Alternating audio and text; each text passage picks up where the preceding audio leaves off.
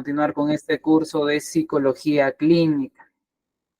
Bien, eh, gracias sobre todo a los que han votado por mí hasta el momento en esta publicación del docente de mayo. Y quería hacer una pequeña encuesta antes de empezar. Me genera mucha intriga, ¿sí? Eh, Conocer cuál es su profesión, a qué se dedican actualmente eh, los alumnos de este curso de psicología clínica. Bien, me gustaría entonces, antes de empezar, antes de todo, que escriban en los mensajes de la llamada, en el chat, eh, a qué se dedican actualmente. Estudiantes de psicología, son psicólogos. Eh, la semana pasada mencionaban que teníamos aquí trabajadores sociales, docentes, entonces quisiera ver que comenten esto en el chat, por favor. Me causa mucha intriga porque hoy día vamos a hablar de la ansiedad, ¿no? Algo que se presenta muy recurrentemente en la consulta psicológica, pero si bien es cierto, es un trastorno mental muy presente en nuestra realidad, ¿sí? Entonces, para empezar, por favor, a ver en el chat hasta que yo transmito las diapositivas, que por favor comenten a qué se dedican actualmente, si están estudiando psicología, si son psicólogos, si son estudiantes de otra carrera, si están en este curso por curiosidad, de repente me causa eso mucha curiosidad, por favor, porque quisiera hablar al respecto. Bien, ahí se está transmitiendo. Ahí está. Bien. Fernando Villafuerte nos menciona, yo recién estoy aprendiendo de esto. Excelente, Fernando. Siempre es bueno aprender. Cuanto mayor información tengamos, podemos actuar de mejor manera en los distintos contextos a los cuales nosotros nos involucremos. ¿Sí? Rocío Canales nos dice, buenas tardes, profesor, soy Miss de Inglés y estudiante de Psicología de segundo ciclo. Excelente, Rocío. Cristian Santos, por curiosidad nos menciona. Válido también. ¿A quién no le da curiosidad el comportamiento humano, no? Creo que es una gran razón para estudiar psicología. Joana Muenala, buenas noches. Es técnica en enfermería, Joana. Excelente. Entonces, conoce probablemente casitos de trastornos mentales. Estoy seguro que en tu profesión de técnica en enfermería has tenido de cerca casos psiquiátricos también, muy probablemente, ¿no? Wilmer Caso nos dice que es bachiller en psicología, muy bien, ya tiene los conocimientos sólidos, me imagino. Seguramente estamos a punto de ponerlos pues en una práctica constante, ¿verdad, Wilmer? Fernando Villafuerte menciona, yo no alcancé cupo en la universidad en el primer ciclo, pero me interesa la psicología. Muy bien, Fernando. Confiamos en que vas a estudiar psicología entonces, porque te interesa mucho esta ciencia. Mirei Güere nos dice, soy estudiante de psicología, muy bien. Cristian Santos, me gustaría estudiar en un futuro, me imagino que psicología. María Lema, soy estudiante de bachillerato técnico y me interesa la salud mental, excelente. Maylin Arce dice, me quedé a media carrera, pronto retomaré, pero no está de más refrescar, excelente, excelente, Maylin. Dave López, el que ganó la semana pasada, el miércoles, ¿no? El concurso de las preguntas. Nos menciona que es licenciado en Ciencias de la Educación y psicopedagogo. Excelente, excelente. En cuestión de psicología educativa, pues, más allá de la diferencia del ámbito de aplicación de la psicología, pues hay técnicas que nos van a servir mucho para afrontar crisis, sobre todo de nuestros estudiantes, ¿no? Yo estoy seguro, ¿no? Porque también he elaborado en algún momento en una institución educativa, estoy seguro, Dave, que tú has presenciado crisis de angustia en tus estudiantes, ¿no? Crisis de ansiedad. Lomaria Andrade nos menciona que es técnica en enfermería y Liz Guamán es licenciada en psicología. Muchísimas gracias por participar, chicos. Me interesa eso, porque hoy día pues vamos a hablar de de la ansiedad y sobre todo cómo podemos intervenir en ello, ¿no? Cuando hablamos de estos cursos, ¿no? De psicología clínica, los cursos que brinda ITEC sobre todo, creo que lo fundamental como estudiantes de estos cursos, ¿sí? Además de obtener el certificado, claro está, es aprovechar la presencia del docente y realizar preguntas, ¿no? E intervenciones con respecto a la práctica psicológica clínica en este caso. Si fuera educativa, en la práctica psicológica educativa, ¿no? Porque yo sé que ustedes información tienen a la mano, ¿sí? Yo estoy seguro que ustedes pues son profesionales buscando información, investigando, hallando alcances muy recientes en cuestión de psicología, teorías, etcétera. Pero les mencionaba, ¿no? La primera clase, que más allá de la teoría es fundamental la práctica de la psicología. Y eso pues, si bien es cierto, muchos autores lo tratan de plasmar en los libros, en las investigaciones, estos cursos es una gran oportunidad para ustedes para hacer sus preguntas con respecto a la práctica psicológica sobre todo. ¿Sí? Entonces, con esto en mente vamos a empezar la clase. ¿Ya? Muy bien.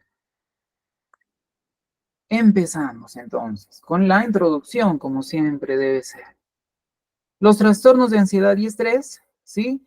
Son muy comunes, chicos, son muy comunes, ¿sí? Afectan, nos dice este texto, a millones de personas en el mundo.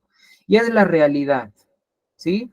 En mi experiencia, trabajando en la psicología clínica, en un centro de salud propiamente, pues los casos de ansiedad y depresión son los que más se presentan en la consulta, ya son los que más se presentan, e incluso, ¿no? E indicadores de ansiedad e indicadores de depresión pueden generar otros trastornos, ¿sí? Otros trastornos. Ahora, indicadores de depresión pueden generar, pues, anorexia, bulimia. Indicadores de ansiedad pueden empezar a generar fobias, ¿no? Crisis de angustia, como les mencionaba. Entonces, es algo que se presenta mucho, ¿sí? Por eso es que es una clase dedicada a esto y tenemos que esforzarnos en identificar claramente cuándo es ansiedad lo que está presentando nuestro paciente, ¿sí? Muy bien, entonces, en esta clase, bueno, vamos a explorar los diferentes tipos de trastorno de ansiedad, su evaluación y su diagnóstico, como siempre hemos transmitido, ¿no? En este curso.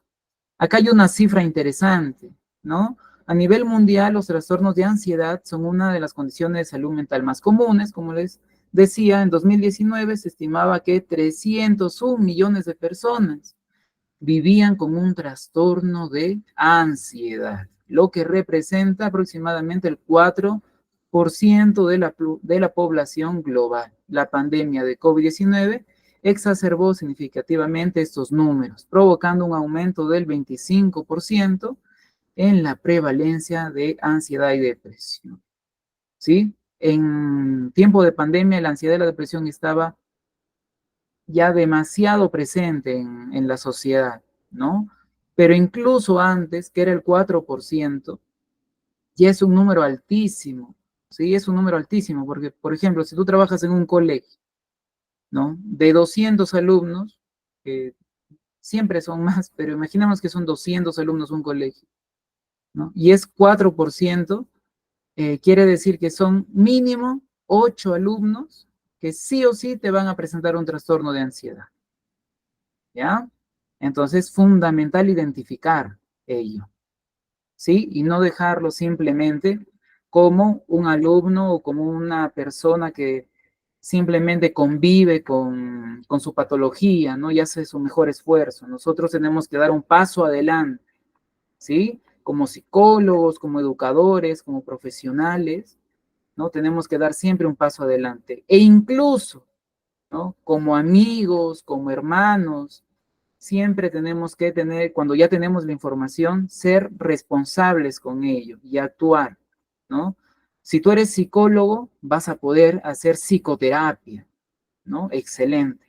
Si eres docente, vas a poder derivar el caso, ¿no? Puedes hacer un informe, ya conoces qué significa ansiedad, entonces puedes hacer un informe y derivar, ¿no? Si eres de repente, todavía no eres profesional en psicología, estás estudiando, puedes informar de este caso, ¿no? A quien tú consideres pertinente para que la persona que tú has identificado empiece un tratamiento, ¿sí? Entonces tú puedes instruir con la información que tienes. Y es fundamental ello, ser responsables con lo que conocemos. ¿Sí, chicos? Muy bien. Pero para hablar de ansiedad, tenemos que hablar de estrés. ¿Sí? Estrés. A ver, alcen la manito los que están estresados. A ver, ¿quién está estresado? Alce la mano. Dave está estresado. Lomaria, María, Jennifer. ¿Quién más está estresado? A ver, alce la mano, todos los estresados. Johanna, Duber, Mirey. ¿Todos están estresados? A ver, alcen la mano los estresados, vamos. Sin miedo. 8 estresados, 9 estresados tenemos con Brisa, Tania, Rocío. Excelente. Muy bien. Pero ¿por qué estamos estresados? A ver, uno de los que alzó la mano que me diga por qué está estresado. A ver, cuéntenme, vamos, sin miedo, voluntariamente.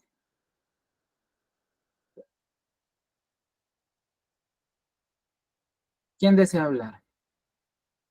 ¿Sí se puede activar el micrófono? Eso sí, no conozco si se puede activar. Me parece que sí se puede activar el micrófono. A ver, ¿quién me dice por qué está estresado?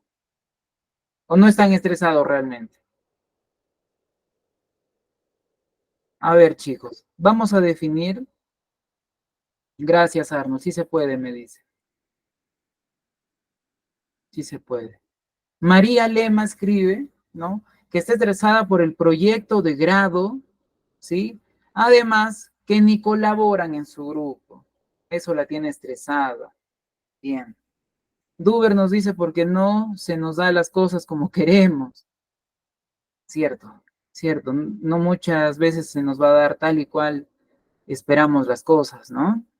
Pero entonces vamos a definir estrés, chicos. ¿Ya? Vamos a definir estrés.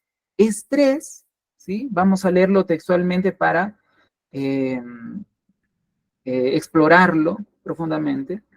El estrés es una respuesta del cuerpo, ¿sí? A demandas externas percibidas como amenazantes o desafiantes.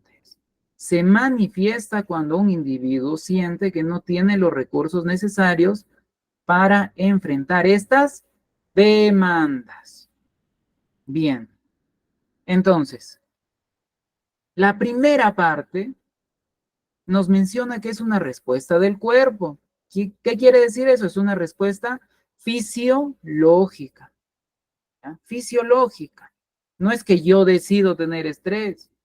No es que yo digo, oh, mañana me voy a estresar y me estreso. No. Nuestro cuerpo, ¿sí? Lo decide. ¿Ya? Es una respuesta fisiológica. Pero si es una respuesta, tiene que ser consecuencia de algo, ¿verdad? Entonces, ¿consecuencia de qué será? Aquí nos dice que es a demandas externas, ¿sí? A una demanda externa, un estímulo externo, chicos. Pero este estímulo, ¿sí? Tiene que ser percibido no como un premio, ¿no? No como felicidad, sino como una amenaza o desafío. Algo que pone en peligro, pues, mi integridad. Puede ser integridad física, emocional, ¿sí?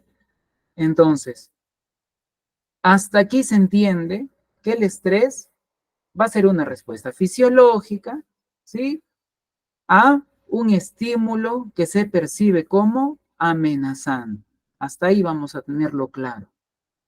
Entonces, si yo digo, por ejemplo, que me estreso, que estoy estresado, ¿sí?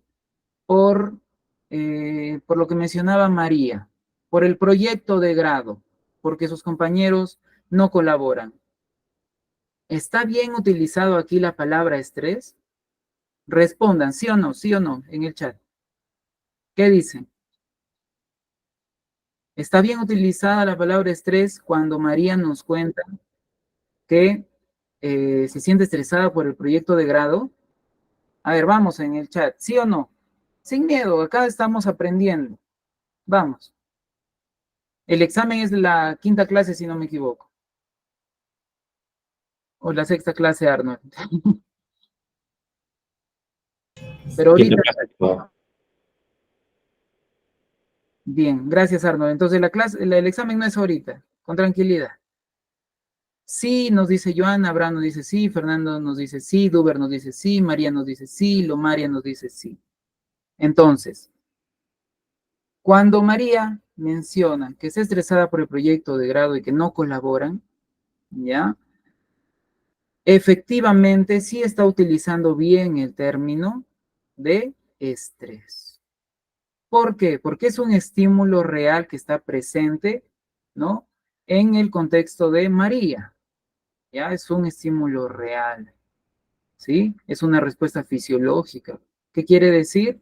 Que es algo que está presente en la realidad, ¿no? Por eso, continuando con nuestra diapositiva, nos menciona causas, situaciones externas específicas, ¿no? Y seguro por eso se han basado, han respondido rápidamente que sí, como el trabajo, la escuela, problemas familiares o eventos significativos, ¿sí? ¿Esto qué provoca en nosotros? ¿Qué provoca en nuestro cuerpo? Pues va a incluir síntomas físicos, dolores, fatiga, ¿no? El cansancio, aburrimiento, ¿sí? Pero también va a generar una reacción emocional, irritabilidad, tristeza. Yo estoy seguro que ustedes se reconocen, ¿no? En estas palabras cuando sienten estrés. Pero también tiene manifestaciones cognitivas, ¿sí? En los procesos mentales. ¿Qué quiere decir esto? Que cuando yo tengo estrés, ¿sí? Tengo dificultad para concentrarme, para hacer las cosas como debería ser. Bien, pero también tiene una respuesta conductual, que es muy probablemente en este ejemplo es comer en exceso, muy poco, nos menciona, ¿no? Cuando estoy estresado. Pero también puede ser una respuesta conductual al estrés, huir, ¿no? De repente estoy estresado acá en la clase, me retiro. Es una respuesta conductual. ¿Sí? La huida es una respuesta conductual. ¿Ya? Acá hay un ejemplo. Una persona puede experimentar estrés antes de una presentación importante en el trabajo debido a la presión para desempeñarse bien. Claro está entonces. Siempre, ya vamos a clarificar esto una vez más, siempre una persona va a sentir estrés cuando haya un estímulo presente que se percibe como amenaza. ¿Ya? ¿Por qué deseamos tanto que esto quede claro? Porque ahora vamos a hablar de ansiedad propiamente. Y la ansiedad, ¿sí? En cambio, es una reacción emocional ante una amenaza percibida que puede ser real o imaginaria, ¿sí? Se destaca por ser una respuesta a nivel cognitivo, fisiológico, motor y emocional. Entonces, ¿qué componente tiene la ansiedad? Que la amenaza, ¿sí? Puede ser real, pero también puede ser imaginaria. Y ahí radica la ansiedad, chicos. Cuando es un pensamiento de repente catastrófico, ¿no? Cuando en la mente nosotros estamos pensando el peor futuro posible, ¿no? Cuando le tenemos miedo a algo que realmente no nos causa peligro. Entonces ahí radica e inicia la ansiedad. Pero también podemos tener ansiedad por causas o por estímulos reales, ¿sí? ¿Sí? Pero esto se va a diferenciar por la reacción emocional, ¿ya? Hipocondriaco, nos dice Wilmer, claro, ¿no? Un hipocondriaco, ¿no? Va a sufrir, en realidad está muy cercano a un trastorno de la ansiedad, ¿ya? Entonces, causa, puede no estar vinculado a un evento específico, Es una respuesta a la percepción de una amenaza futura, futura, ¿ya? El estrés era una respuesta inmediata, ¿no? Fisiológica, pero la ansiedad es hacia el futuro. Ya es que me puede dañar, que me puede causar peligro, ¿no? No es como María, que ahorita está padeciendo por el proyecto de grado y está estresada porque está padeciendo, ¿no? En este instante está estresada por ello. Diferente sería que María nos diga, porque me van a dejar en un futuro un proyecto de grado que va a ser muy difícil y de repente eso me hace desaprobar. Eso ya es ansiedad. Bien. La manifestación incluye preocupaciones excesivas, ¿sí? Síntomas físicos como palpitaciones y sudoración y cambios en el comportamiento como la evitación de situaciones. Bien. Una persona puede sentirse ansiosa constantemente por la posibilidad de perder su trabajo, incluso sin evidencia concreta de que esto sucederá. Entonces, ¿el estrés y la ansiedad son dañinos, chicos? ¿Sí o no? En el chat, rápidamente. ¿El estrés y la ansiedad son dañinos? ¿Sí o no? Fernando Villafuerte, sí. Duber, sí. María, sí. Brisa, sí. Cristian, sí. Jennifer, sí. Mayra, sí. Bien. ¿Causan daño a nivel fisiológico, emocional? Sí, nos dice María, Mayra, Fernando. Bien, tenemos muchos sí. Pero, Dave, si son consistentes, sí serían dañinos. He ahí la respuesta, Dave. Excelente. Por eso has ganado la clase pasada, probablemente, ¿no? Estás muy atento a ciertos detalles muy pequeños. ¿Por qué? Porque el estrés y la ansiedad es una respuesta natural, chicos. ¿Sí? Es natural sentir estrés y ansiedad. ¿Se convierten en dañinos? Era una pregunta media trampa, no voy a mentirles.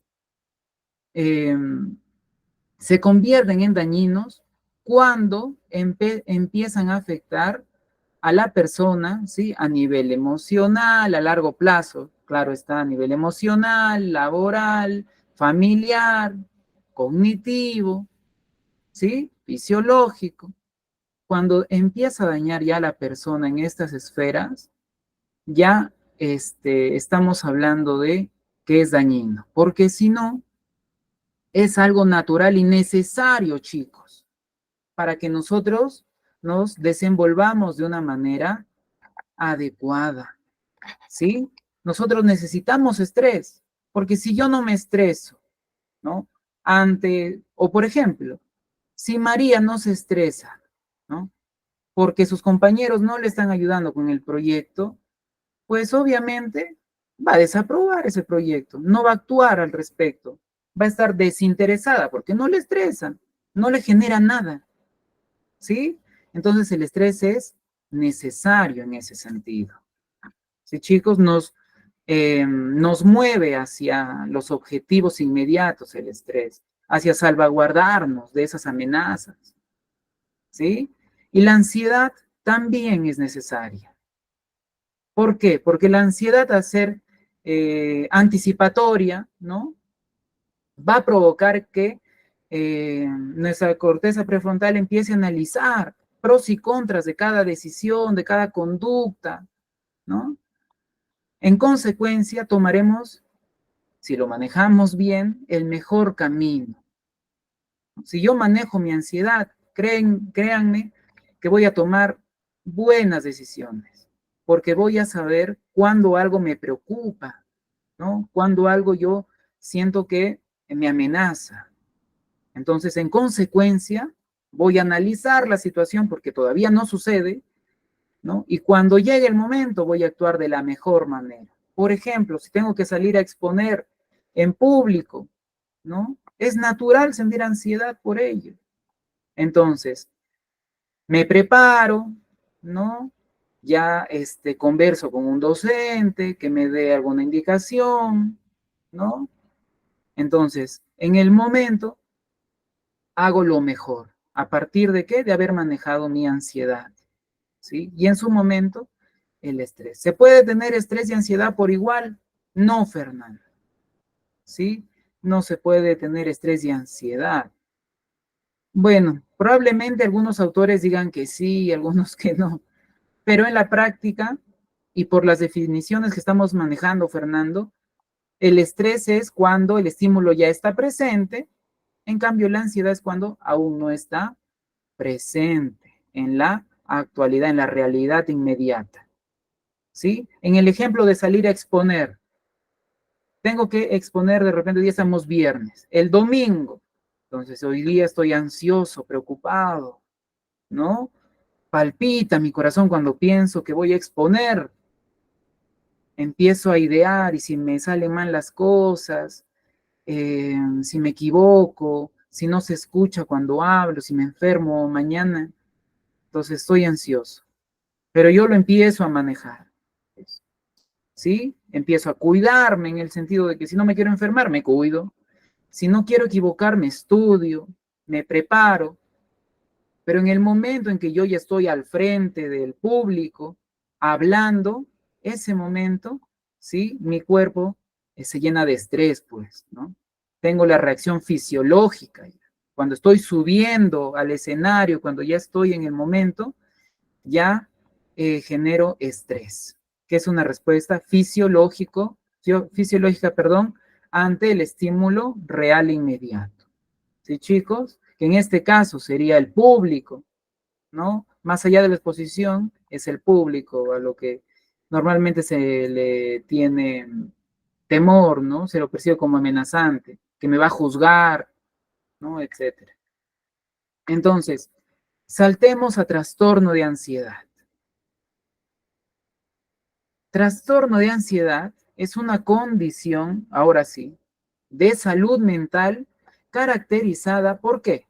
Por niveles excesivos e incontrolables de ansiedad. Es tan grande mi ansiedad, mi miedo, mi preocupación, ¿sí? Que no lo puedo controlar, que me interfiere ya en mi actuar, en mi conducta, en mi cognición. Por ejemplo, yo tenía mucho miedo de exponer, ¿no es cierto? Entonces, si tengo ya un trastorno de ansiedad y se me avecina una exposición, pues al saber nada más que tengo esa exposición programada, mi mente no va a dejar de pensar en más que las risas que puedo generar, las burlas, en imaginarme que me caigo del escenario, que me equivoco, ¿no? Que me pasa algo, etcétera. Entonces es incontrolable. Por más que yo desee manejarlo, no puedo. Eso es un trastorno de ansiedad. ¿Sí?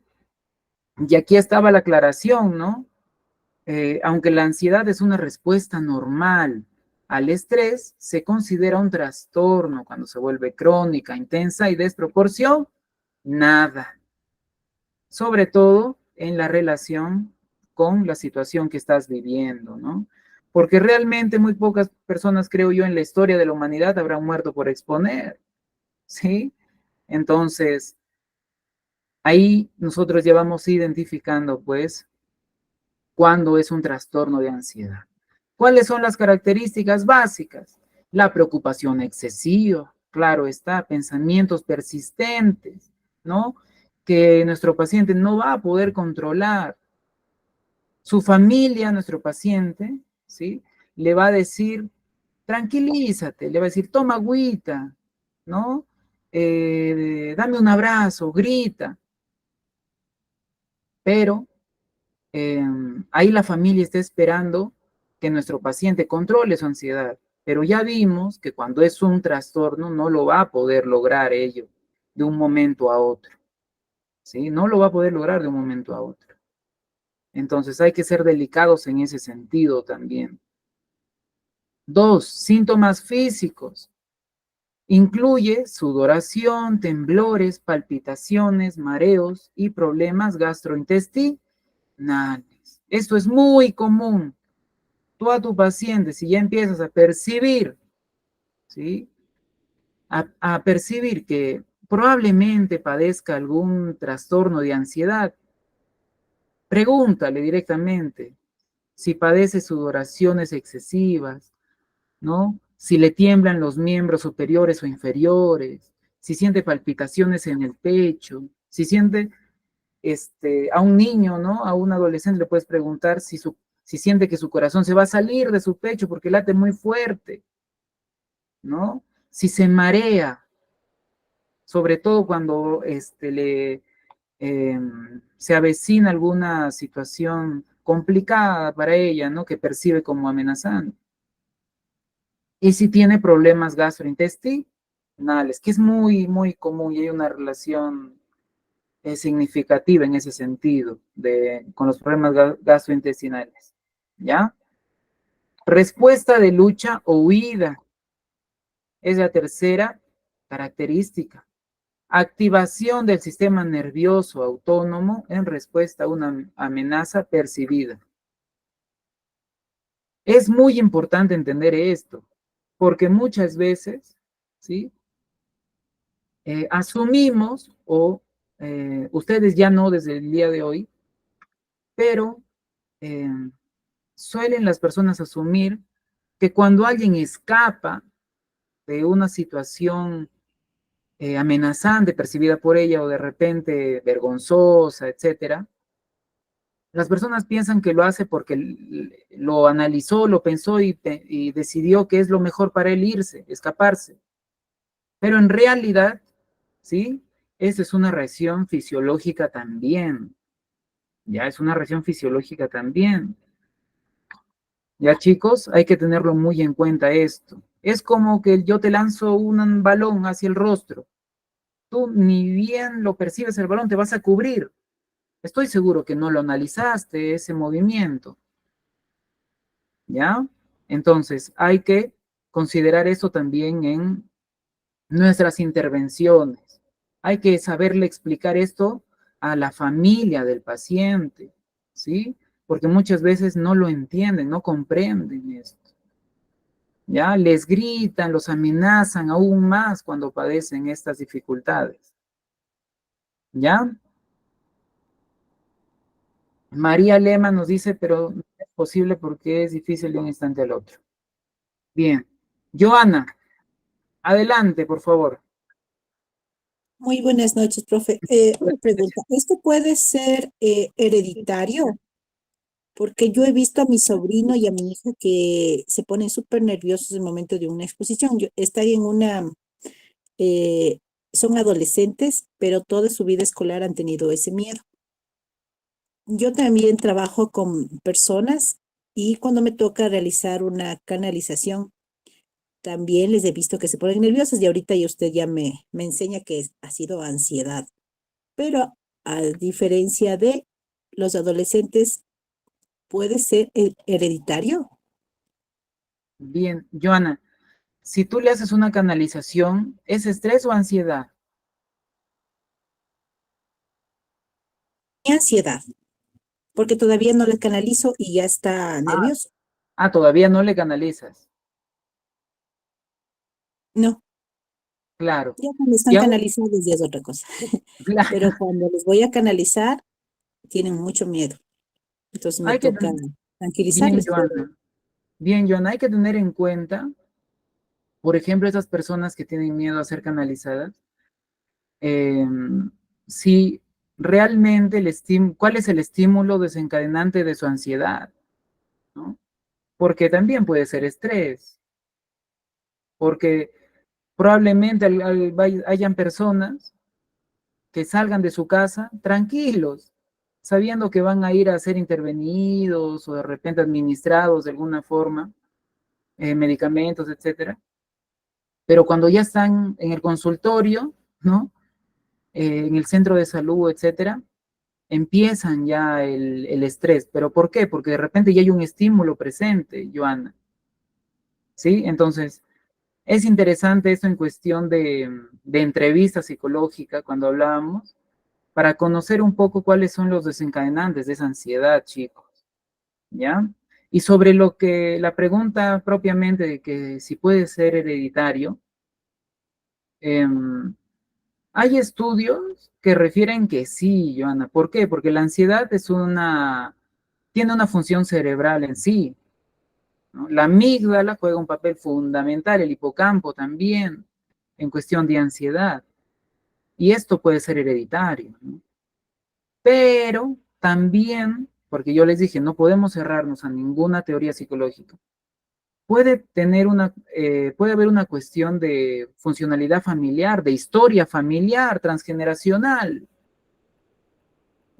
Hay familias enteras que le temen, y yo lo he encontrado, con mis ojos lo he visto, les puedo comentar, familias enteras que le tienen miedo a los doctores, en general, a una persona vestida como enfermero, doctor, lo que sea, y no desean recibir el tratamiento, ni siquiera acercarse. ¿Sí? ¿Pero por qué? Porque esto es transmitido de generación en generación. ¿Sí? Al pequeñito de la casa, ¿qué le dice la mamá? Yo lo escuchaba. La mamá le decía cuando se portaba mal, cuando ensuciaba su ropa, comía algo que no debía, la mamá le decía, si sigues portándote mal, te voy a llevar al doctor. ¿Ya? Entonces, se transmitía transgeneracionalmente este temor, esta ansiedad, ¿ah? Este miedo que puede provocar ansiedad. Entonces, este ejemplo que te doy es muy amplio, pero lo puedes tener en cuenta con tu familia. ¿Puede tener una carga hereditaria? Sí, pero también puede haber también una historia transgeneracional en algún sentido. ¿Ya? Seguimos.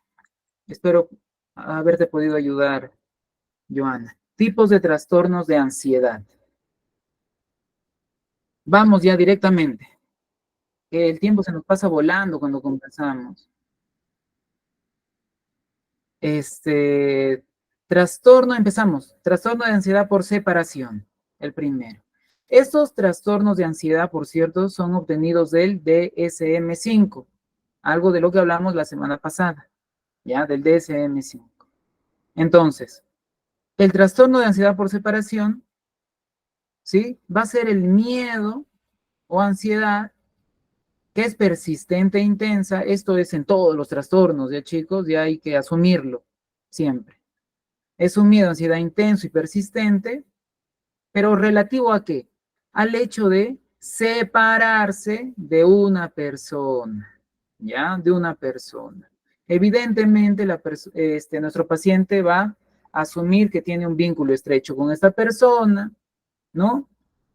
Y además se va a evidenciar un mínimo de 3 manifestaciones clínicas centradas en la preocupación: malestar psicológico subjetivo, rechazo a quedar solo en casa, desplazarse a otros lugares, presencia de pesadillas o síntomas físicos ante la separación de esas figuras de vinculación o anticipación. El tiempo: 6 meses en adultos, 4 semanas en niños.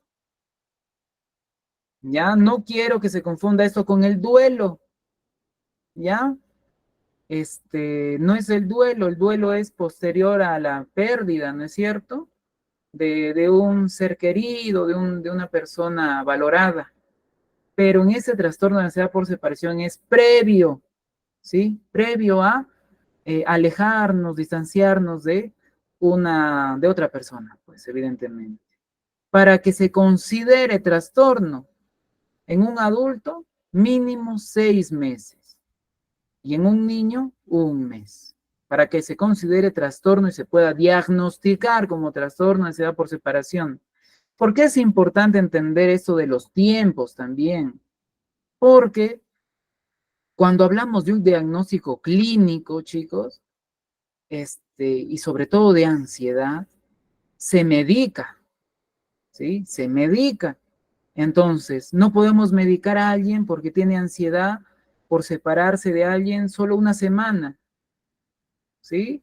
Y ya conoce esta información de repente hace 2 meses y hace una semana, faltando una semana, recién siente miedo, angustia. Entonces, No hay que ignorar los periodos de tiempo que indican los manuales diagnósticos, ¿sí?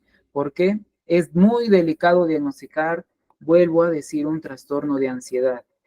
El primero, por separación. Sí, chicos, hay que tenerlo en cuenta. Segundo, mutismo selectivo. Teníamos un psicopedagogo presente. El mutismo selectivo se presenta en niños, ¿sí? ¿Y qué significa esto? Como lo dice su nombre propiamente, es la incapacidad de hablar, ¿ya? O responder a otros en una situación social específica en que se espera que se debe hacer. Es decir, yo le hablo a un niño, le hago preguntas y no me responde, ¿sí? O de repente salgo a jugar con él y no me habla. Hace las cosas, pero no habla. Obviamente, por diagnóstico diferencial, tenemos que descartar alguna afectación, ¿no? En los órganos fonológicos, ¿sí? Pero si el niño antes hablaba, ¿no? Y dejó de hablar, evidentemente está desencadenando un mutismo selectivo. ¿Cuánto mínimo dura esto? Un mes para que se pueda diagnosticar como mutismo selectivo. Si está una semana, todavía no es mutismo selectivo. ¿Ya? Todavía no es. Incluso el DSM nos menciona que no es aplicable al primer mes en que se va a la escuela, ¿ya? Porque es una condición, una situación, perdón, muy particular para el menor. Entonces, durante el primer mes que va a la escuela, no se lo va a diagnosticar con mutismo selectivo, ¿ya? Porque es una crisis, pues, que está afrontando el menor, ¿no? Hay que tener, entonces, delicadeza con ello, ¿ya? Muy bien, entonces. Tenemos el segundo trastorno de ansiedad, que era mutismo selectivo. Tercero, fobia específica. La fobia específica, ¿sí? Es el miedo, ¿pero a qué? Es un miedo inmediato a un objeto o situación. Objeto o situación. Por ejemplo, aracnofobia, ¿no? Miedo a las arañas, fobia a las arañas, ¿no? De ahí, por eso se llama, pues, fobia específica. Entonces, es una ansiedad hacia algún animal, algún entorno natural, a la sangre, heridas, inyecciones, alguna situación también puede ser, pero no cualquier situación, porque ahorita vamos a ver ciertos contextos también donde se desarrolla el trastorno de ansiedad, ¿ya? Mínimo 6 meses para que sea una fobia específica, ¿ya? Una fobia específica. Entonces, yo le tengo miedo a las arañas, sí, pero por eso cuando las veo las mato. No, no, no. Entonces, esta persona realmente no está presentando un trastorno de ansiedad, ¿ya? Probablemente le tenga miedo, sí, a una araña, natural, pero no va a ser un trastorno. Trastorno es cuando es incontrolable, ¿verdad? La ansiedad, cuando no puedes manejarla. Ves a la araña y te vas corriendo. Si no la puedes ni mirar, te aparece en una película y cierras los ojos, ¿sí? Para que se entienda cuándo es una fobia específica, ¿sí? Igual con la sangre, las inyecciones. Es imposible, pues, que le puedas poner una inyección a esa persona, ¿sí? Pero imposible realmente. No es que al final sí se deja, no, que al final se tranquiliza. No, no, no. Si se tranquiliza, ya no estamos hablando de una fobia específica. Hay que tener en cuenta eso en cuanto a los trastornos de ansiedad. En este caso, el trastorno de ansiedad social, ¿sí? El trastorno de ansiedad social aparece en relación a situaciones sociales, evidentemente, pero sobre todo cuando una persona, ¿sí? Nuestro paciente se expone al posible escrutinio por parte de otros. ¿Qué quiere decir? Que nuestro paciente tiene un miedo intenso e incontrolable, ¿no? A situaciones donde va a ser observado por otras personas, tales como, les decía, exponer, ¿no? Hablar en público, ¿sí? O tal vez trabajar en un lugar donde va a tratar con otras personas, ¿sí? Entonces, ahí hay un trastorno de ansiedad social, ¿ya? Mínimo 6 meses, chicos, 6 meses. Por lo tanto, ¿sí? Por lo tanto, si yo solamente siento un miedo incontrolable 1 hora antes de dar mi exposición, no, eso no es trastorno de ansiedad, ¿ya? Eso no es trastorno de ansiedad. Tiene que tener un periodo amplio, ¿sí? De 6 meses. ¿Ya, chicos? De 6 meses. Luego, el trastorno de angustia, o la crisis de angustia, o la crisis de ansiedad. Yo sé que todos han escuchado de ello. Es una crisis, ¿sí? Eh, inesperada, pero recurrente. ¿Qué quiere decir? Que puede presentarse en cualquier situación, ¿ya? Pero no es que se ha presentado solo una vez en la vida del paciente, sino que se ha presentado, ¿sí? Recurrentemente, una vez a la semana, ¿ya? Entonces, al menos una de ellas va seguida durante un mínimo de un mes de inquietud o preocupación persistente. Para que se entienda, después de esta crisis que ha tenido nuestro paciente, que es repentina y sobre todo muy fuerte en cuestión fisiológica, la persona tú la vas a ver que empieza a temblar, que no puede vocalizar, que incluso se puede hasta desmayar porque hiperventila, ¿sí? Entonces, no es que quede allí el trastorno de angustia, ¿ya? Porque puede haber afrontado un estrés muy grande nuestro paciente, ¿ya? Para que sea un trastorno de angustia.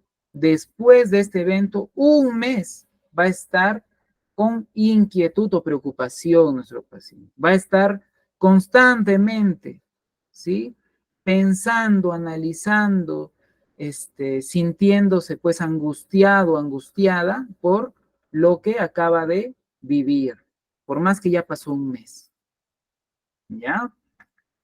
Una crisis de angustia, como les decía, es un breve periodo de angustia, ansiedad o miedo extremo.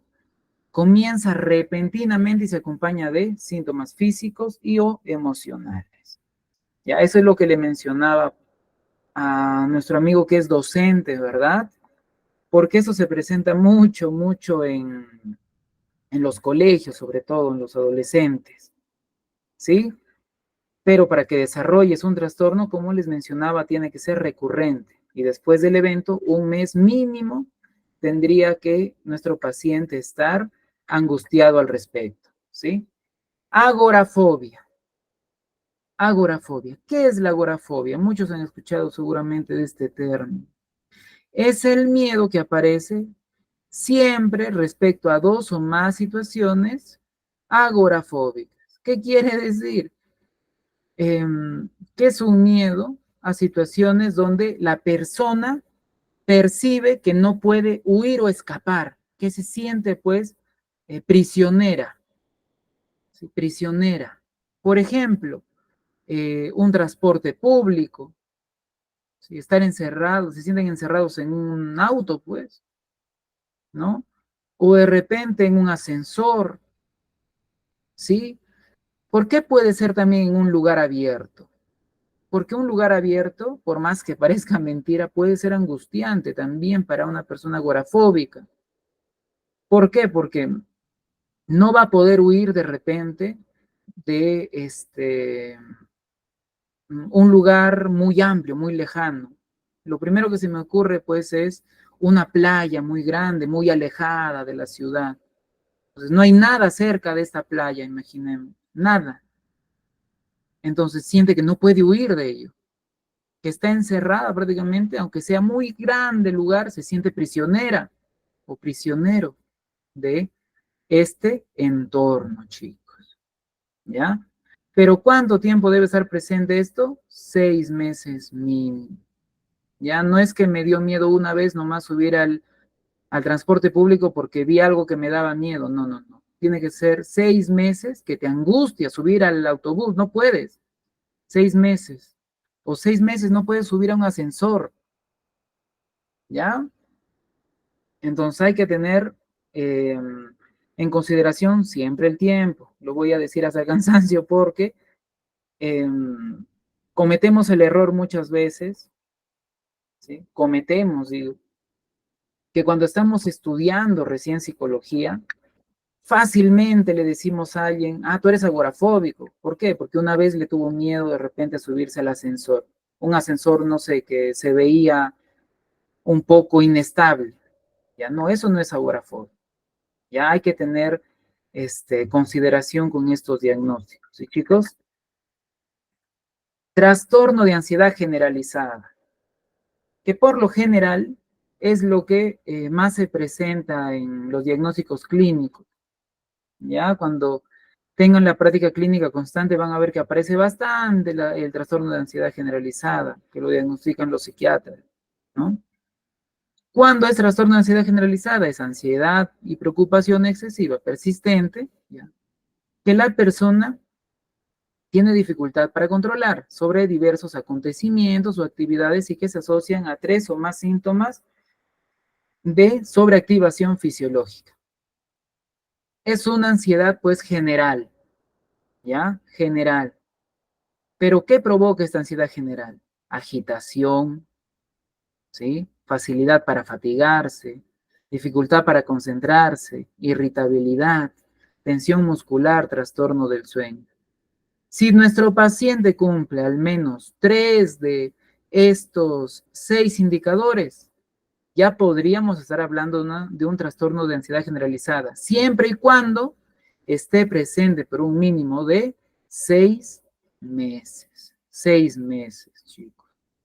¿Ya? Es una ansiedad constante, ¿sí? Es una ansiedad constante que ya no está focalizada de repente en un autobús, ¿sí? O en el ascensor o en exponer, sino es constante. A todo lo que yo veo que tengo que afrontar en un futuro me va generando estos síntomas ya. Sé que tengo que exponer, pero sé que tengo que subirme al bus, pero sé que tengo que hablar con alguien, sé que tengo que de repente afrontar algo y ya empiezo a generar estos síntomas, ¿sí? Es como general ya la ansiedad. ¿Ya, chicos? Muy importante. ¿Por qué? Porque en realidad los psiquiatras diagnostican más este trastorno, ¿ya? La ansiedad también puede ser inducida, ¿sí? Por sustancias, por medicación, ¿ya? Entonces, el DSM-5 nos dice, el cuadro clínico se caracteriza fundamentalmente por la presencia de crisis de angustia o ansiedad, en el que existen evidencias de que si dichos síntomas se desarrollan durante o poco después de la intoxicación o abstinencia de una sustancia por la toma de medicación capaces de producir dichos síntomas. Interesante, porque no estamos hablando solo de la consecuencia del efecto secundario de algún fármaco, ¿sí? Hay fármacos que generan sintomatología de ansiedad, ¿ya? Pero también hay sustancias. Por ejemplo, ¿cuáles? A ver en el chat. ¿O qué situación inducida por sustancias puede generar ansiedad? Acá está escrito ya en la diapositiva. No quiero dar más pistas porque está bien, creo, evidente. A ver, en el chat escribimos. ¿Qué sustancias pueden generar ansiedad? O en todo caso, ¿no? ¿Qué consumo de sustancias puede provocar la presencia de ansiedad? A ver, yo sé que están pensando, algunos ya estarán investigando qué sustancias pueden generar ansiedad. A ver, nada, nadie. Aquí hay una palabra bien interesante, abstinencia. ¿Saben qué es la abstinencia? La abstinencia, pues, será síntomas fisiológicos, ¿sí? Síntomas fisiológicos ante la ausencia de consumo de alguna sustancia. Por ejemplo, un adicto, ¿sí? Directamente un adicto a alguna droga o un alcohólico, cuando no consume esas sustancias, va a generar su cuerpo síntomas fisiológicos, ¿sí? Va a agitarse, ¿no? Seguramente, yo estoy seguro que conocen a alguien que consume alguna sustancia, por ejemplo, alcohol, tabaco. Y estas personas, ¿qué les dicen cuando no consumen? Me da ganas, ¿no? Deseo, hay días que yo deseo de verdad tomar, fumar, ¿no? Y si no lo hago, siento que mi cuerpo se cansa, me siento aburrido, mi corazón late distinto, hasta me mareo, te van a decir. Entonces, eso ya lo habíamos visto, son síntomas de ansiedad, ¿verdad? De trastorno de ansiedad. Entonces, puede ser inducido por sustancias también los trastornos de ansiedad. Pero hay que tener en cuenta que no se da cuando se presenta el delirium, ¿ya? El delirium. ¿Por qué? Porque hay drogas, ¿sí? Que provocan delirium. ¿Qué es el delirio? Ahí está escrito. Es un estado mental en que una persona está confundida, ¿sí? Tiene una percepción reducida del entorno. Su proceso cognitivo no está al 100% de una persona que está en delirio, ¿ya? Entonces, hay drogas que generan esto, pues directamente. Por ejemplo, la marihuana, ¿no? O eh, la droga esa que excita mucho el sistema nervioso también, el éxtasis, ¿no? El éxtasis puede parecer, una persona está inducida por esta droga. Si tú lo evalúas en ese momento, dices trastorno de ansiedad, ¿no? Pero en ese momento esta persona está con delirio. Sus procesos cognitivos sí están afectados en ese momento por la droga.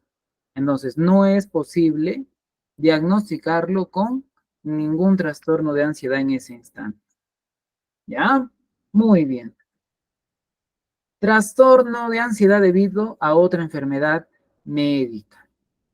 El cuadro clínico se caracteriza fundamentalmente por la presencia de crisis de angustia o ansiedad, con evidencias de que ello es consecuencia patofisiológica directa de otra condición médica. ¿Sí? Hay enfermedades que provocan indicadores de ansiedad, ¿sí? La tiroides, ¿no? Cuando se encuentra afectada puede generar síntomas de ansiedad. La taquicardia, ¿sí? Obviamente, la taquicardia, incluso las palpitaciones, ¿no es cierto?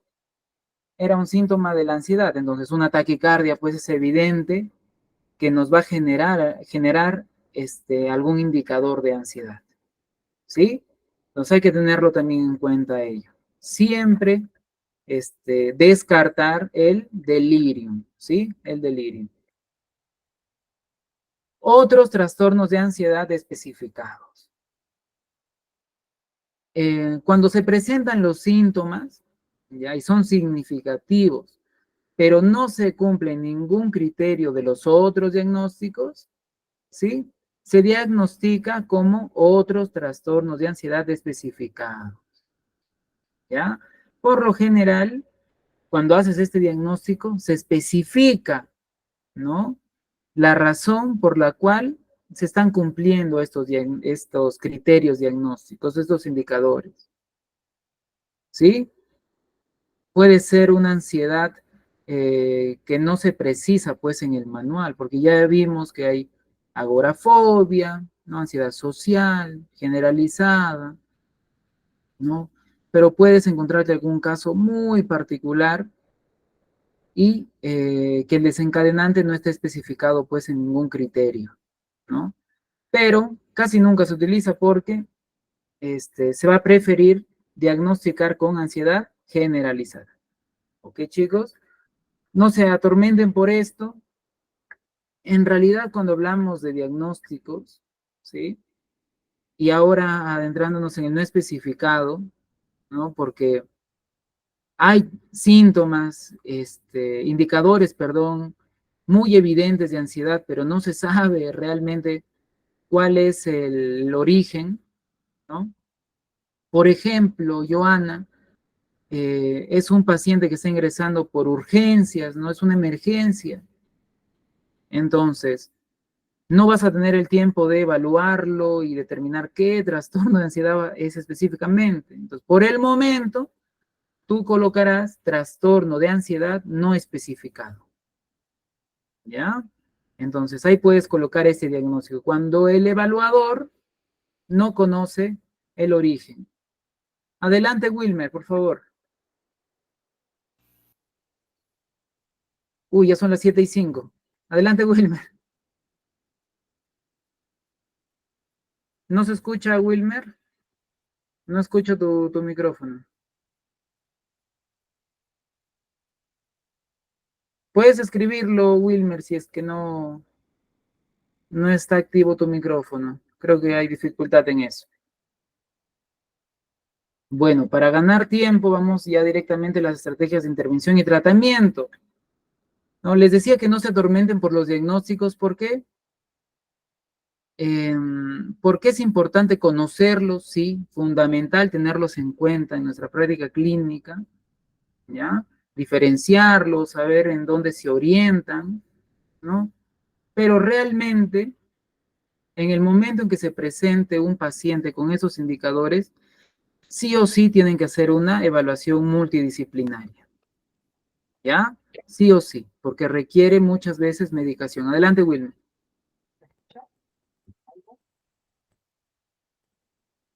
No se escucha aún tu micrófono, Wilmer. Redáctalo, por favor, en el chat para poder leerlo, ¿sí? Entonces, estrategias de intervención y tratamiento. A ver, vamos a ver. Terapia cognitivo-conductual. Sirve mucho para la ansiedad, ¿sí? Se utiliza bastante también. Pueden utilizar herramientas de la terapia cognitiva-conductual ustedes. Por ejemplo, la reestructuración cognitiva. ¿Sí? La reestructuración cognitiva, que es modificar los pensamientos irracionales o distorsionados. ¿Sí? Vamos a intentar modificar el pensamiento que le genera, pues, a nuestro paciente esta angustia. Y vamos a educarlo en ese sentido. ¿Ya? Vamos a ahondar, por eso le mencionaba a Joana, cuál es el estímulo real que está desencadenando esa ansiedad, ¿no? Porque nosotros identificando cuál es realmente, vamos a poder trabajar muy favorablemente. Si el miedo es a los doctores, entonces se puede realizar una terapia de exposición, que es acercarlo al paciente, pues, en este caso, a un médico que lo conozca, que vea que es un ser humano como él, ¿no? Si el miedo de repente es a una aguja, ¿no? Le podemos enseñar una aguja, o sea, especificándole, ¿no?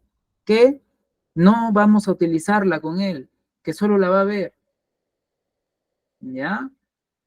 Pero en el caso de que se considere pertinente, ¿sí? En el caso de que se considere pertinente, porque si no lo puede ni siquiera presenciar, ya no lo puede ni presenciar al doctor, a la aguja, entonces mejor utilizar otra técnica. Por ejemplo, la técnica de relajación.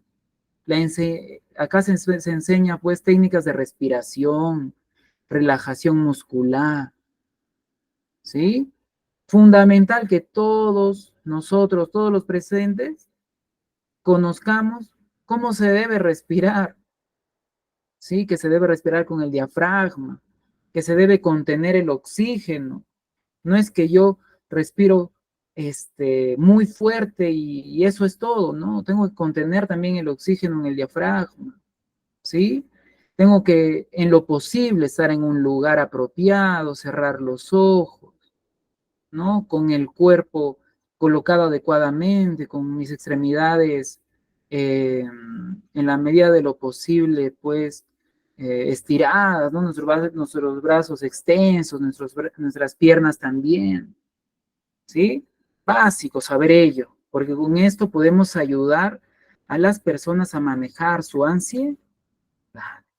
Ya, chicos, vamos a poder ayudarlos con su ansiedad. Entonces, estas técnicas vamos a utilizarlas con pinzas. Ya no podemos exponerlo a nuestro paciente de buenas a primeras, pero en un momento sí lo va a hacer.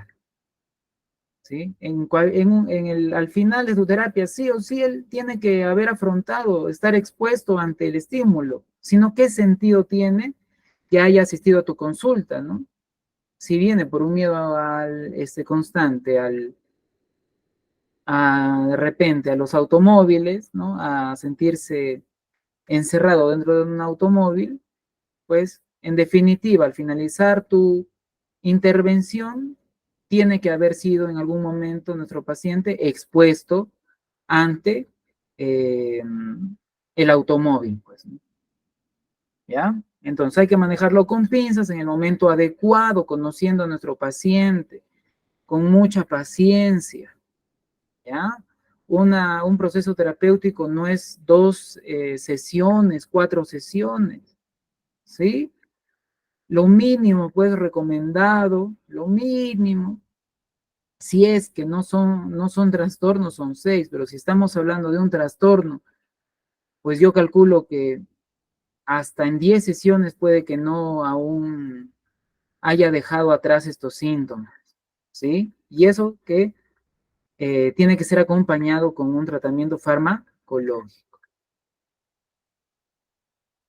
Bien, la terapia cognitivo-conductual puede ser aplicada en la ansiedad generalizada, en el trastorno de pánico, en las fobias específicas y en la ansiedad social también. Sí, vamos a identificar y modificar los pensamientos, vamos a exponer y desensibilizar a nuestro paciente cuando les explicaba, no acercarlo hacia el estímulo que le causa ansiedad, poco a poco. Esto es gradual, ¿sí? Gradual. Si le tiene miedo a hablar ante su aula de clases, pues primero que hable solo ante el psicoterapeuta, luego hablará ante 2 personas, ¿no? Luego ante 3, luego ante 5. Poco a poco, gradualmente lo exponemos a nuestro paciente, ¿sí? Entonces vamos a entrenarlo también en habilidades sociales, por ejemplo. ¿Cómo no va a tener ansiedad social si desde pequeño no ha desarrollado adecuadamente sus habilidades sociales? Podemos educarlo en ese sentido, psicoeducarlo, ¿no? Enseñarle comunicación verbal y no verbal, ¿no? Etcétera. Hay que avanzar porque estamos ajustados y me gustaría que participen con preguntas también. Terapia Gestalt. La terapia Gestalt es un enfoque terapéutico centrado en el aquí y ahora, muy humanista, ¿sí? Y en la experiencia presente del individuo. Entonces, se va a enfocar en la autoconciencia y la integración de las diferentes partes del yo para promover el crecimiento personal y resolver conflictos emocionales. ¿Ya? En sí, la Gestalt busca, pues, que nuestro paciente, ¿no? En este instante, durante la entrevista que tengamos, identifique sus emociones, sus pensamientos, su comportamiento, sus fortalezas, sus debilidades, ¿no? Aquí y ahora, ¿qué podemos hacer? Es como estamos resolviéndolo ahorita el problema con nuestro paciente. Pero para ello hay técnicas, ¿no? Por ejemplo, identificar y expresar las emociones. Identificar y expresar las emociones. Ayuda mucho, según la terapia gestal, y es cierto, transmitir o convertir en palabras los pensamientos. los miedos, las angustias, ¿sí? Ayuda mucho a nuestros pacientes que los temores que tengan, preocupaciones, lo conviertan en un diálogo hablado, ¿sí? Estoy seguro que los que ya tienen práctica clínica se han encontrado con esta situación. Se termina la entrevista y el paciente les dice, psicólogo, psicóloga, de verdad que hablar de esto me ha ayudado mucho. Vengo la otra semana, ¿no? Eso pasa, porque ayuda mucho a convertir en palabras habladas lo que sentimos. Y es algo que podemos practicar nosotros también en casa, chicos. No hay que contener esos miedos hasta que provoquen alguna dificultad constante en nosotros, ¿sí? 2, trabajar con el cuerpo, ¿sí? La ansiedad se manifiesta físicamente, ya lo hemos visto. En la gestal, ¿sí? Se trabaja, ¿qué? La conciencia corporal. Entonces, ¿qué vamos a hacer con nuestros pacientes? Los vamos a ayudar, ¿sí? A que reconozcan, a que conozcan su cuerpo. Por ejemplo, sientes miedo, ¿verdad? Sientes miedo ante miedo ante las alturas. ¿Dónde sientes ese miedo? ¿En qué parte de tu cuerpo? Psicóloga, yo lo siento en mi pecho, en mi cabeza, ¿no? Entonces empieza a explorar su cuerpo, ¿no? A identificar dónde está esa emoción, esa sensación. De repente les va a decir, no sé, lo siento, no lo había identificado. Pues hay que hacer el ejercicio, ¿no? ¿Dónde sientes esa ansiedad, ese miedo? Si ahorita estamos hablando de las alturas, de subir a una escalera alta. Entonces, si estamos hablando de ello, ¿dónde tu cuerpo empieza a sentirse de una manera distinta, ¿no? Interesante trabajar con el cuerpo, porque va a ayudar al paciente a liberar la tensión. Porque si lo siente, no es cierto, en el pecho, ¿no? Lo vamos a ayudar bastante con la respiración también, ¿no? Conteniéndolo con su mano, que se toque, ¿no? De una manera siempre súper profesional. 3, diálogo y silla vacía. Es una técnica muy famosa, ¿no? La silla vacía. En este caso, si hay ansiedad, la silla vacía es un ejercicio donde el paciente expresa lo que siente hacia una silla donde no ocupa el lugar nadie, pero se le asigna imaginariamente a esa silla una persona, ¿no? Una personalidad en sí, ¿no? Más famoso es cuando, por ejemplo, lo utilizan para decirle todo a un ser que de repente ya no se encuentra presente, ¿no? A un ser fallecido. Entonces, imagínate que estás sentado ahí, dile todo lo que tenías que decirle, ¿no? Y la persona empieza y suelta sus emociones, ¿no? Entonces, con esta técnica es súper delicada, ¿ya? Porque como les digo, la persona suelta sus emociones, entonces puede desencadenar incluso en ese momento una crisis de angustia, ¿ya? Una crisis de angustia. Por lo tanto, si no manejamos todavía la técnica bien, si no la hemos practicado en casos más leves, ¿sí? Preferiblemente no utilizar esta técnica, pero ya la tienen en cuenta. ¿Para qué? Para que, como les digo, la practiquen.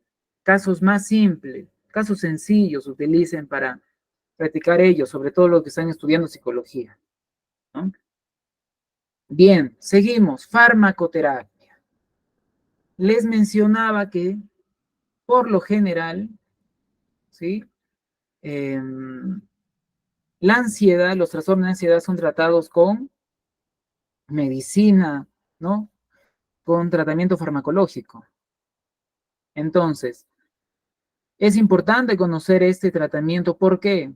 Porque a su consultorio va a llegar una persona y les va a decir, doctora, doctor, psicóloga, psicólogo, profesor, profesora, yo tomo escitalopram. Ay, tú le vas a preguntar, ¿para qué? ¿Para qué tomas escitalopram? ¿Qué es eso? Le vas a preguntar. Entonces es importante al menos conocer el nombre del medicamento y cuál es su función, ¿ya? En este caso, la fluoxetina, la sertralina, la paroxetina y el escitalopram, ¿sí? Son medicamentos utilizados por lo general para la ansiedad, para los trastornos de ansiedad, ¿sí? Son inhibidores selectivos de la recaptación de serotonina. ¿Qué eso significa? Que el medicamento inhibe la recaptación de serotonina. Y la serotonina, como muchos sabemos, es el neurotransmisor llamado de la felicidad, ¿no? Entonces genera más, propiamente felicidad, vamos a llamarlo, que es mejorar el estado de ánimo, sentir placer, sentirse cómodo, ¿no? Entonces, eso ayuda estos medicamentos, ¿ya? También hay inhibidores de recaptación de serotonina, pero además de noradrenalina, ¿ya? Como la venlafaxina y la duloxetina, ¿sí? Entonces, además de generar pues placer, inhiben la noradrenalina, generando que en la persona, además de un mejor estado de ánimo, ¿sí? Mayor activación conductual. Las benzodiazepinas, alprazolam, lorazepam, clonazepam, diazepam. Muchos han escuchado de esto, estoy seguro. Eso se utiliza también, ojo, para la depresión, esos medicamentos. ¿Qué hacen ellos? Las benzodiazepinas actúan sobre los receptores de, el ácido gamma aminobutírico, la GABA, ¿no? En el cerebro. ¿Qué es, pues, el GABA? Es un neurotransmisor inhibitorio que reduce la excitabilidad neuronal, ¿sí? En consecuencia, te calma, ¿sí? Te tranquiliza, te relaja, porque ya no estás excitado. El GABA te excita, ¿no? Te genera esa energía vital. Entonces, ¿qué provoca? Que te calmes. También hay beta blocantes, ¿sí? Como el propranolol, ¿sí? Que bloquean pues los efectos de la adrenalina y la noradrenalina en el cuerpo, especialmente en el corazón. Reduce evidentemente la ansiedad y la taquicardia, ¿no? Bien. ¿Qué otras intervenciones hay? Terapia de grupo, terapias alternativas, basadas en la familia, ¿no? Entonces, no debemos esperar que nuestro paciente tenga un trastorno de ansiedad, chicos. No debemos esperar que tenga un trastorno de ansiedad para actuar en sí. Si ya está presentando un miedo intenso durante una semana, ya debemos empezar una intervención, ¿sí? Ya debemos empezar una intervención, al menos con un diagnóstico funcional, ¿ya? No un diagnóstico clínico porque no va a cumplir los parámetros de tiempo, pero sí un diagnóstico funcional, ¿no? ¿Qué emoción está afectando su ámbito personal, ¿no? Familiar? Entonces, trabajas a partir de ello. Siempre en toda terapia, intervención psicológica, psicoterapéutica, tantas más personas estén involucradas, mejor. Y si esas personas son parte o son cercanas a nuestro paciente, tales como familia, docentes, mejor aún, mejor, ¿ya? Entonces hay que intentar siempre involucrar a la familia, que conozca lo que está pasando el paciente y que sepa que esto se puede mejorar, superar, ¿sí? Entonces, momento de las preguntas, aprovechando que quedan 8 minutitos nada más. Rápidamente, los que puedan escribir o los que deseen hablar también está excelente. Wilmer, hasta ahora no está funcionando, creo, tu micrófono. ¿Escucha? ¿O sí? Porque yo no lo escucho. ¿Alguien más de repente hasta que Wilmer redacta en el chat la pregunta? Consultas, como les digo, más allá de la teoría, de repente alguna consulta de la práctica clínica en sí, algún temor que tengan, ¿no? Hay algo llamado primeros auxilios psicológicos, ¿sí? Sería fundamental que se capaciten también al respecto. Los primeros auxilios psicológicos, ¿sí? Es la intervención inmediata que van a realizar cada uno de ustedes cuando se presente una urgencia, ¿sí? Y haya afectación emocional, una crisis de angustia, ¿no? De repente alguien que acaba de padecer un accidente, una persona que haya sido víctima de violencia, ¿no? Y eres la primera o la segunda persona que va a intervenir, ¿no? La encuentras totalmente desencajada la persona, entonces tú, en este caso, puedes manejar una intervención también. Ahora que hemos hablado de la ansiedad, puedes utilizar algunas técnicas que hemos visto, sobre todo la respiración profunda, ¿no? La meditación guiada, ¿sí? Es fundamental eso tenerlo siempre presente. Y como les decía en un inicio, los trastornos de ansiedad son muy comunes en consulta, se lo van a encontrar permanentemente. Pacientes que tengan el trastorno de ansiedad probablemente incluso un año, ¿sí? 2 años, pero que como recién asisten a consulta, ahí con ustedes se va a enterar en definitiva que probablemente tenga un trastorno de ansiedad. ¿Ya? Es muy común, chicos. Y hay que tener esto siempre en cuenta para nuestra práctica clínica. Bien. Si no hay preguntas, entonces creo que podemos pasar ya con Arnold para que haga la actividad final del día de hoy. Ha sido un placer, chicos. Muchísimas gracias por la atención. Nos vemos en la clase número 4. Muy bien. Arnold.